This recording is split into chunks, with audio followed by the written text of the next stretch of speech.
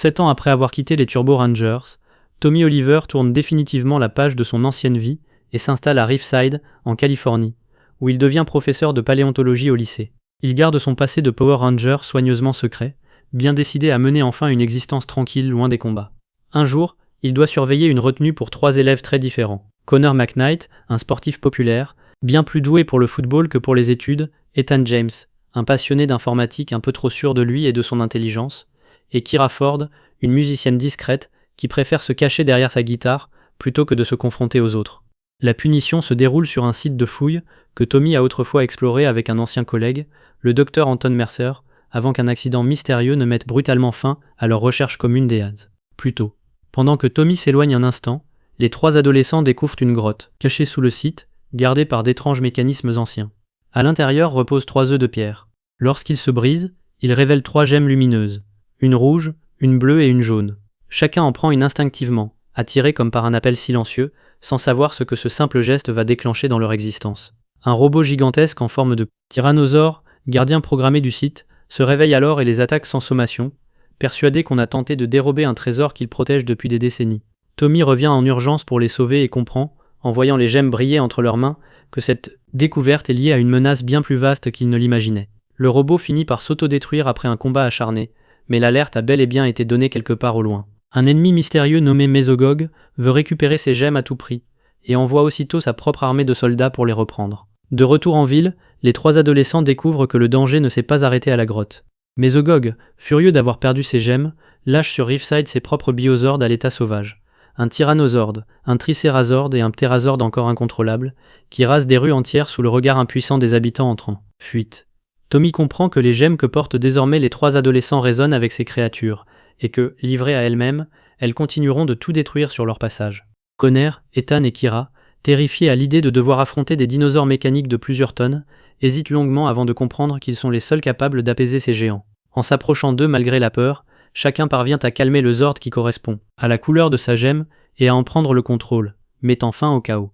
C'est ainsi que le Tyrannosaure, le Tricérasaure et le Ptérasaure deviennent, dès leur premier jour de mission, les montures fidèles des 3 nouveaux Rangers. Mesogog est une créature reptilienne à l'intelligence aussi vaste que cruelle.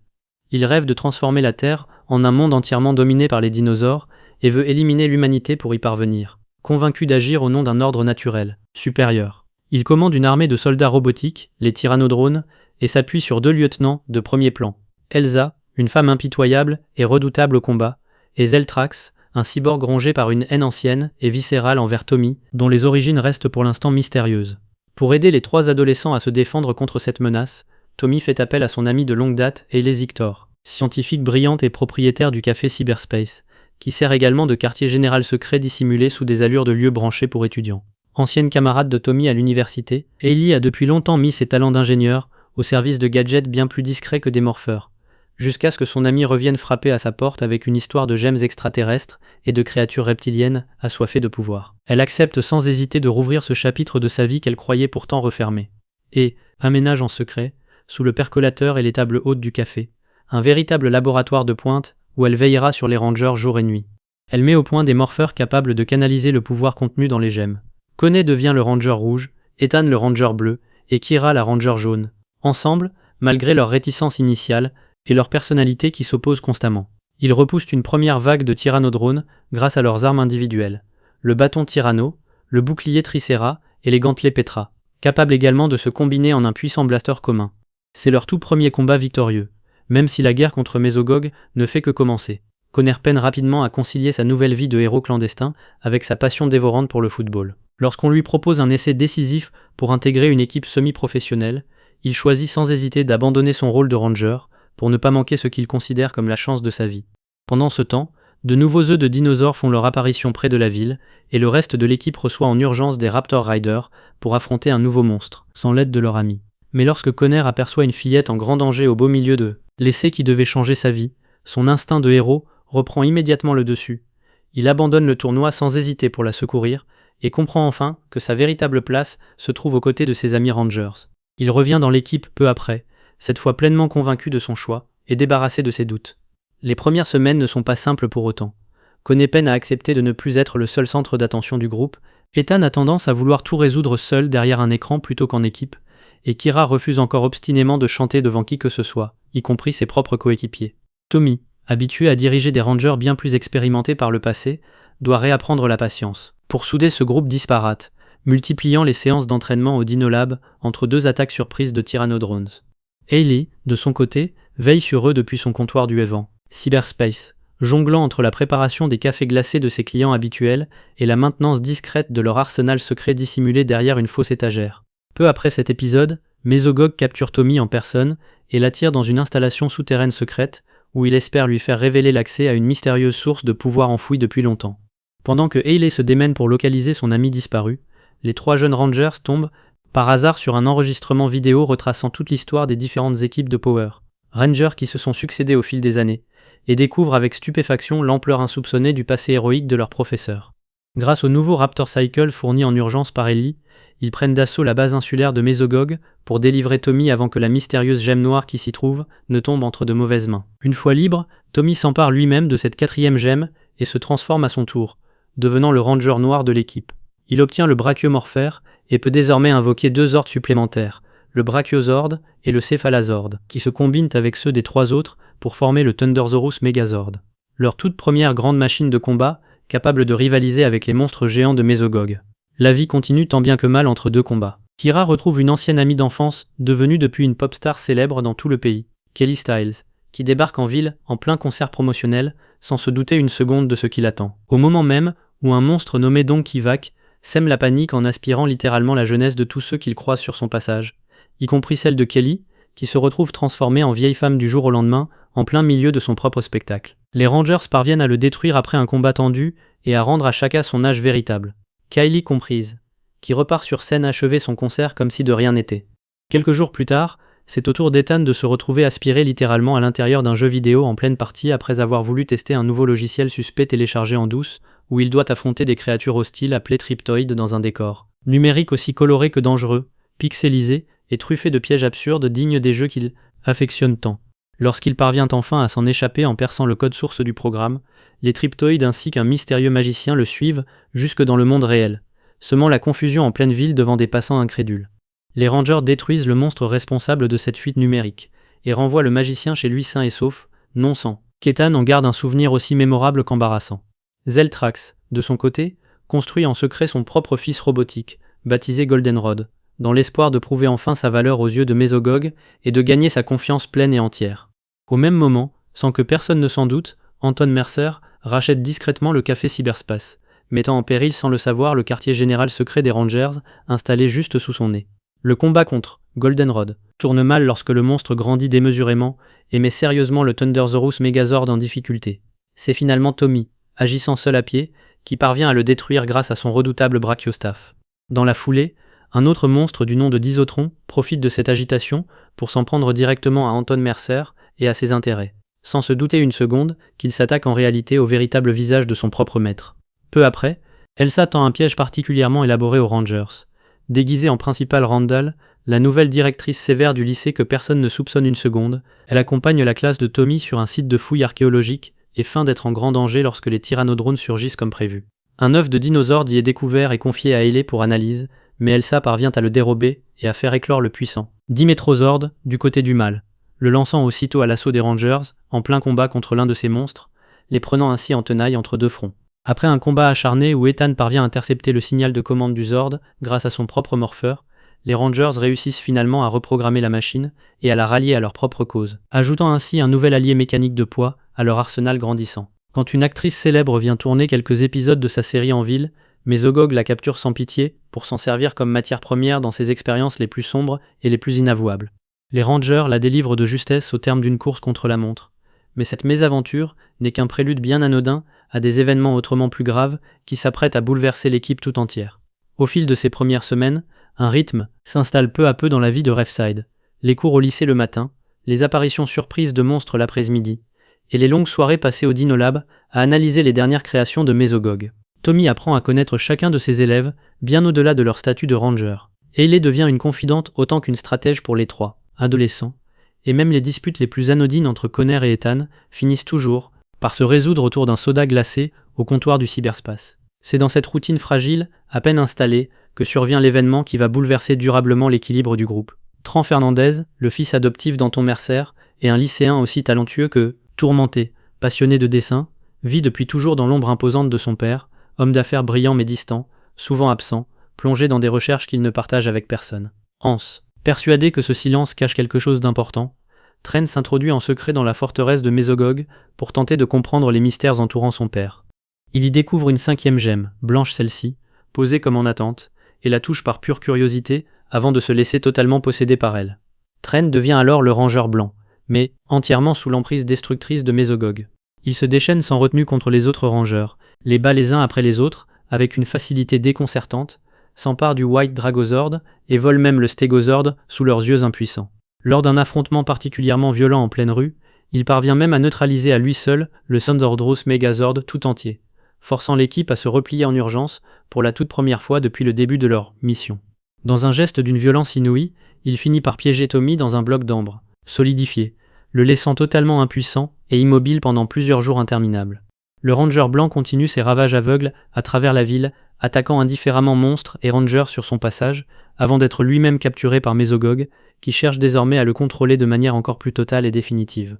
Tran parvient malgré tout à se libérer de cette emprise renforcée et détruit le monstre que Mésogog avait envoyé contre lui, pour le tester. Mais le combat intérieur qu'il mène sans relâche contre l'influence corruptrice de sa gemme blanche le pousse finalement à fuir Refside, convaincu d'être devenu bien trop dangereux pour continuer à vivre parmi les siens. Un peu plus tard, une météorite s'écrase non loin de la ville, et son énergie particulière inverse temporairement les traits de personnalité de chaque ranger. Connor devient étonnamment studieux et passionné de lecture, Ethan perd toute sa timidité naturelle pour devenir extraverti à l'excès, et Kira se montre soudain, bruyante et expansive, à l'opposé total de sa discrétion habituelle. Quand un monstre profite de ce chaos généralisé pour attaquer la ville, c'est justement Trent, dont l'énergie particulière de la météorite a temporairement neutralisé l'influence maléfique de sa propre gemme, qui revient prêter main forte à ses anciens coéquipiers. Une fois la météorite détruite par les Rangers redevenus pleinement eux-mêmes, son énergie résiduelle est récupérée et utilisée avec succès pour libérer enfin Tommy de sa prison d'ambre, au grand soulagement de tous. Mais ce répit est de bien courte durée. La gemme blanche reprend très vite et totalement le contrôle de l'esprit de Trent, qui passe alors ouvertement et délibérément du côté de Mésogog. Pour mieux tromper la vigilance des Rangers, il prétend s'être sincèrement repenti et leur offre même en cadeau de nouveaux véhicules tout-terrain flambant neufs, les Dino ATV, comme gage de bonne foi. Tommy se méfie immédiatement de ce revirement bien trop soudain, pour être honnête, et finit par découvrir la supercherie qui se cache derrière. Au prix d'une confrontation tendue où Trent, submergé par la colère de la gemme, laisse échapper des bribes de vérité qu'il regrette aussitôt. C'est précisément à ce moment crucial que Mésogog est enfin révélé être, en réalité, Anton Mercer lui-même sous une autre forme. À la suite d'une expérience ratée sur de l'ADN de dinosaures menée des années plus tôt par les deux anciens collègues, Mercer et Mésogog sont devenus deux personnalités distinctes occupant le même corps, l'une s'effaçant temporairement chaque fois que l'autre prend le dessus. Tran, en apprenant cette vérité accablante de la bouche même de son père, comprend enfin l'ampleur du piège psychologique dans lequel il se trouve désormais enfermé sans espoir d'en sortir facilement. Une ancienne expérience ratée de Tommy et Anton, conservée depuis des années sous forme fossilisée et inerte dans les profondeurs du laboratoire, est ensuite réanimée par accident lors d'une simple manipulation de routine et place Kira sous son emprise hypnotique, la faisant agir comme somnambule en pleine nuit pour lui faire dérober l'os manquant à sa complétion, caché dans le laboratoire secret de Haley. Une fois entièrement reconstitué grâce à cet os volé, le monstre fossilador déchaîne toute sa puissance destructrice sur Riftside et met sérieusement à mal le Thundersaurus Megazord, encore incomplet en l'absence du Stegozord retenu ailleurs, forçant Connor, Ethan et Tommy à combattre à trois contre un véritable colosse fossile.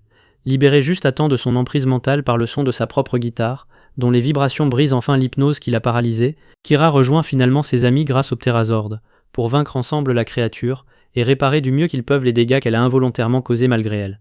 À l'école, Ethan se retrouve la cible répétée d'un élève brutal nommé Derrick, qui cherche ouvertement la bagarre après un incident purement accidentel survenu en cours de récréation, impliquant un ballon de football mal dirigé. Pendant qu'Ethan apprend patiemment à désamorcer ce conflit, sans recourir à la violence, en utilisant finalement son intelligence pour analyser les statistiques de jeu de Derrick et l'aider à progresser réellement au football, transformant peu à peu leur rivalité en une amitié inattendue, Tommy affronte de nouveaux Eltrax dans un duel acharné, et découvre enfin la vérité douloureuse cachée derrière son adversaire de toujours. Sous le cyborg impitoyable se cache en réalité Terrence Smith, surnommé autrefois Smithy, un ancien collègue de laboratoire qui avait perdu, des années plus tôt, un poste convoité auprès d'Anton Mercer au profit même de Tommy, avant d'être gravement blessé lors de l'accident expérimental à l'origine de la naissance de Mésogog. puis reconstruit de force par celui-ci en une machine de guerre entièrement assoiffée de vengeance personnelle. Au même moment, dans l'ombre, Trent passe un accord particulièrement risqué avec Zeltrax. Il accepte de l'aider à se venger enfin de Tommy si Zeltrax accepte en retour de l'aider à renverser Mesogog une bonne fois pour toutes. Mais Zeltrax trahit aussitôt, et sans le moindre scrupule cette alliance de circonstances, en informant immédiatement son maître du complot fomenté contre lui, et Trent en paye le prix fort par une douloureuse punition mentale infligée par Mesogog, comprenant amèrement qu'il n'est désormais plus du tout libre de ses propres choix. Quelques jours plus tard, Connor, Ethan et Kira tombent par hasard sur une émission de télévision japonaise entièrement consacrée à de mystérieux Power Rangers locaux, vêtus de costumes étonnamment proches des leurs et combattant des monstres tout aussi familiers, et s'amusent beaucoup, non sans une pointe d'agacement assez comique de la part de Connor, qui juge son équivalent fictif beaucoup trop maladroit à son goût, de voir à quel point certains détails de cette série lointaine ressemblent, étrangement, à leur propre histoire personnelle. Pendant ce temps, dans cet autre monde fictif qu'ils regardent à la télévision, une équipe de rangers japonais doit affronter un monstre particulièrement cupide nommé Catching, obsédé par l'argent sous toutes ses formes. De retour dans la réalité de Riverside, Kira décroche entre-temps un stage de rêve sur le plateau d'une émission jeunesse très populaire animée par un présentateur costumé en poisson géant, ce qui pousse rapidement Elsa à kidnapper la mascotte costumée du programme pour en faire l'instrument d'un nouveau complot bien ficelé visant à infiltrer directement les studios de télévision. Pendant ce temps, Trent et Zeltrax se livrent une compétition de plus en plus acharnée pour s'imposer définitivement comme le bras droit préféré de Mesogog, multipliant les coups bas et les rapports calomnieux l'un envers l'autre, sans grand succès véritable pour aucun des deux prétendants. La situation intérieure de Trent atteint bientôt son point de rupture lorsque Zeltrax, dévoré par la jalousie, le piège délibérément en faisant croire à Mesogog qu'il a lui-même détruit son précieux laboratoire secret. Furieux et trahi, Mesogog s'apprête sans hésiter à éliminer purement et simplement son propre fils adoptif pour cette faute qu'il n'a pas commise. C'est dans ce moment de crise absolue, où sa vie même est en jeu, que Trent parvient enfin à briser pour de bon l'emprise de la gemme blanche sur sa volonté et choisit définitivement le camp des Rangers, mettant un terme à des semaines entières d'hésitation douloureuse et de manipulation.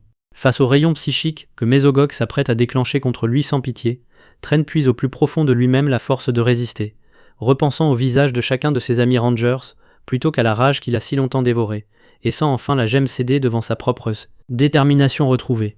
Frustré et humilié par cette défection inattendue, Zeltrax fabrique aussitôt en représailles un clone parfaitement maléfique du Ranger blanc à partir de données dérobées, bien décidé à se servir de cette copie fidèle pour continuer à semer le chaos sans relâche.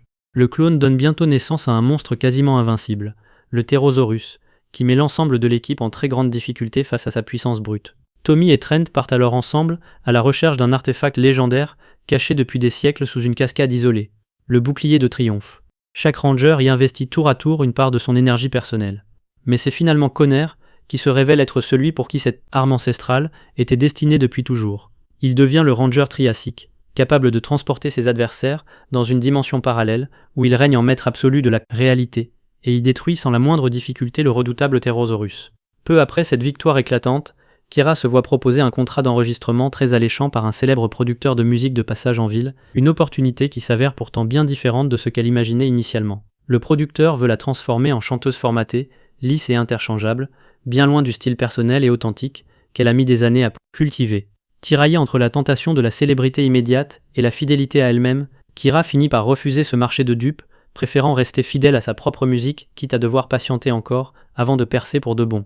Pendant ce temps, Hayley met patiemment au point le Mesodon Rover, le tout nouveau véhicule personnel du Ranger triassique, fruit de longues heures de travail en secret.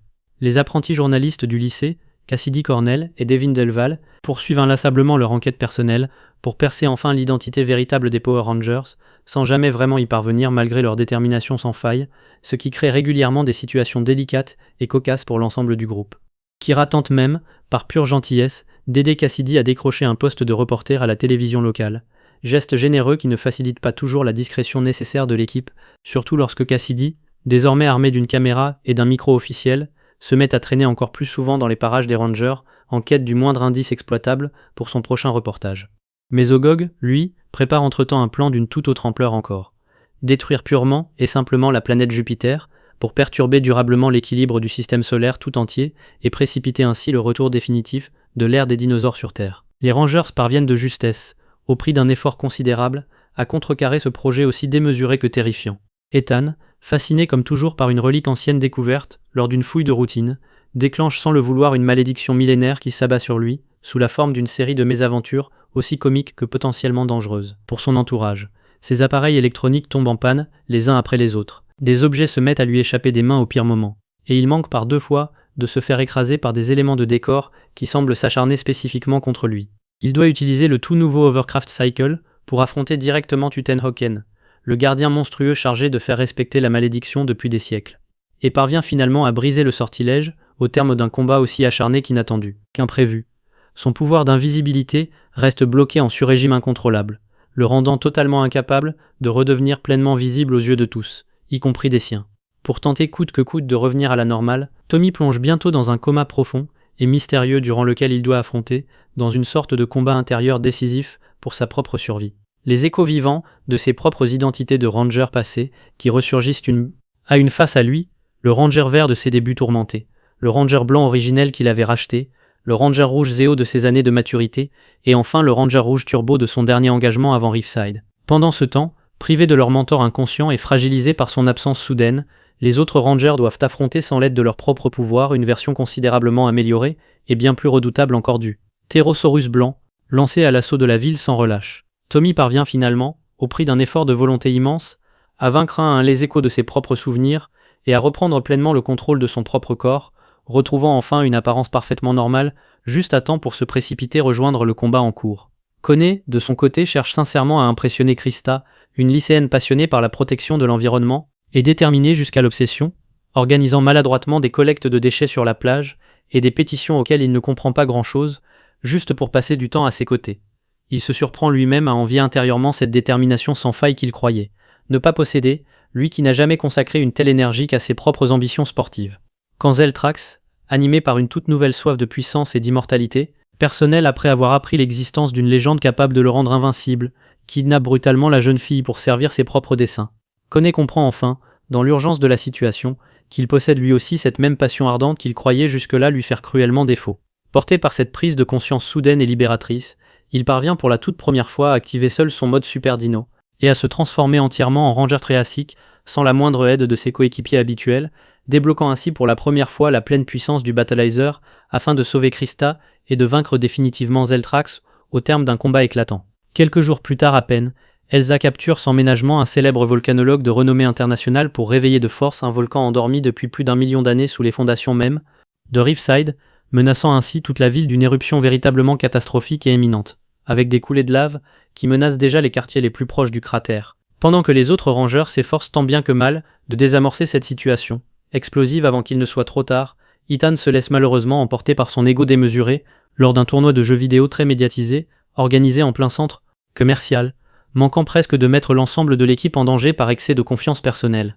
Anton Mercer, toujours rongé intérieurement par sa lutte incessante contre son alter ego destructeur, transforme malgré lui l'un de ses propres projets de recherche les plus prometteurs en un monstre particulièrement redoutable. Le Jet Gladiator, sans même se souvenir d'avoir mis en branle ce processus tant la frontière entre ces deux personnalités devient floue.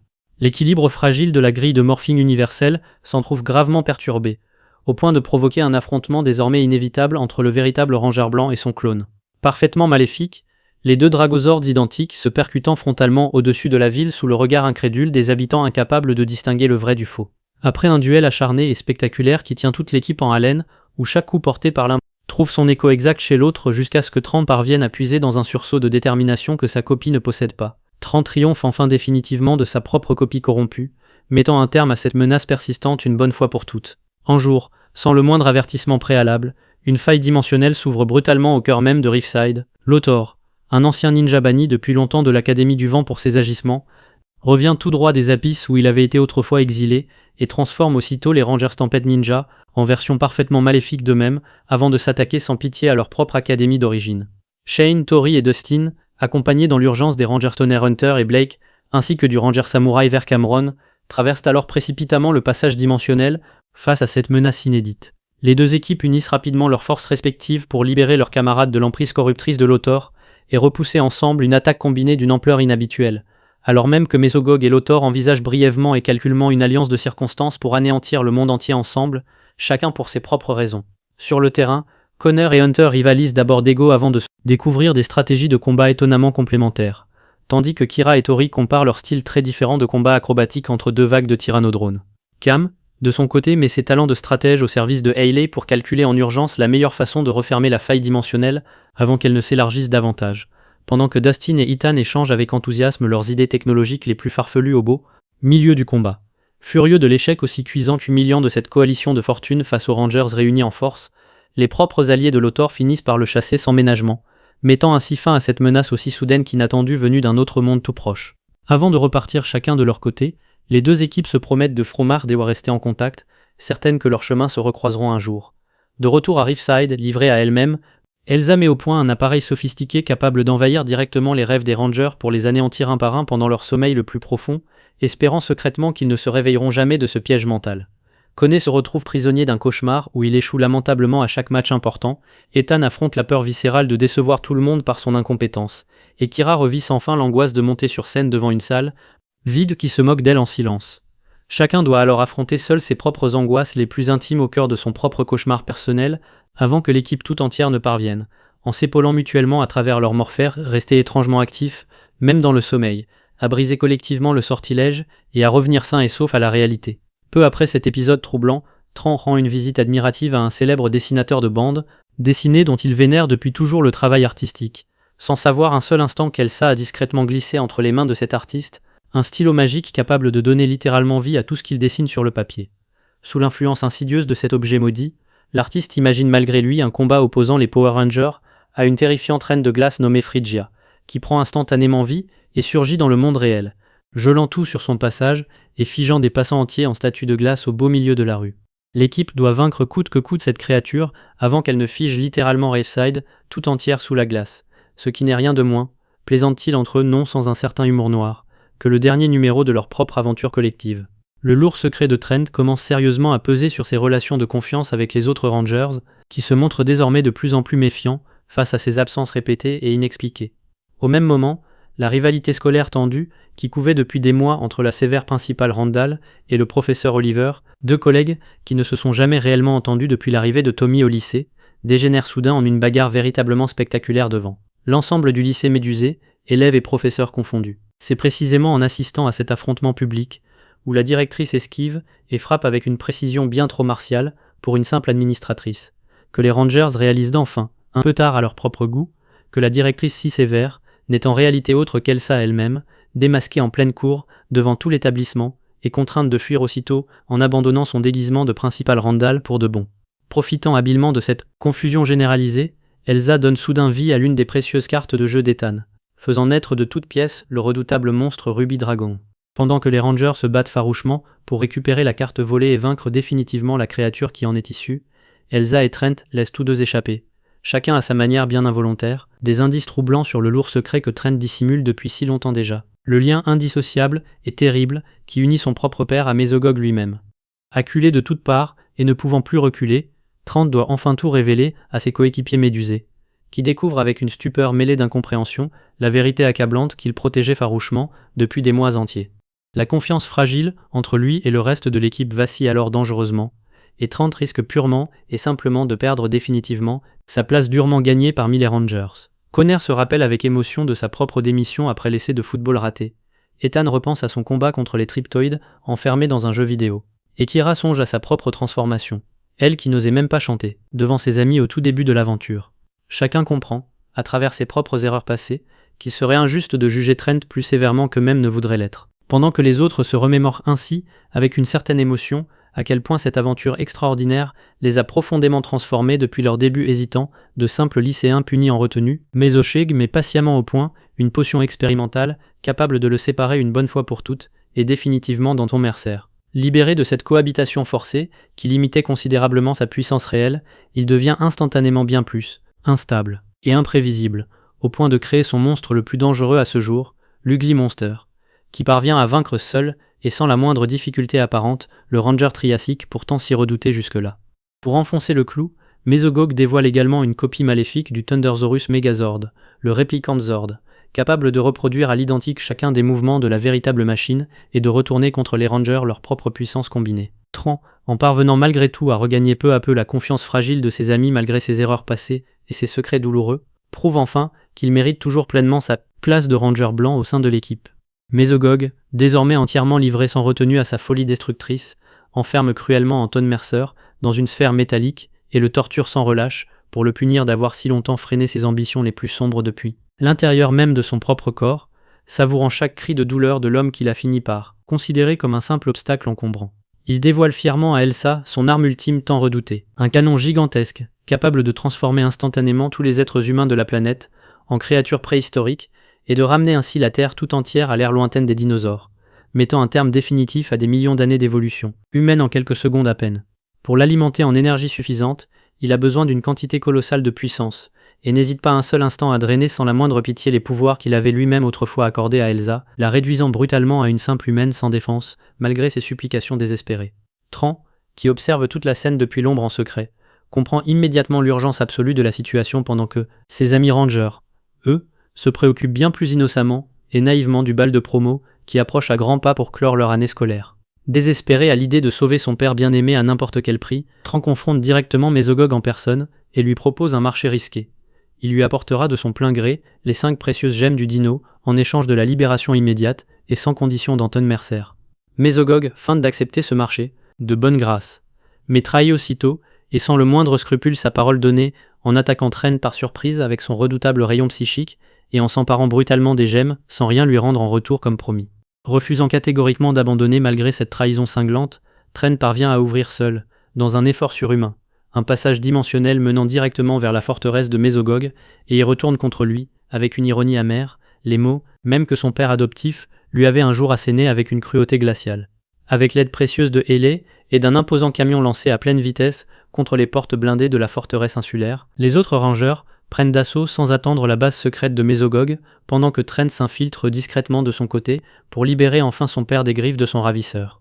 Conner et Kira ouvrent la marche en neutralisant les premières lignes de tyrannodrones postés en sentinelle, pendant qu'Ethan, fidèle à lui-même, pirate à distance le système de sécurité de la forteresse, pour désactiver une à une les portes blindées qui se dressent encore sur leur chemin.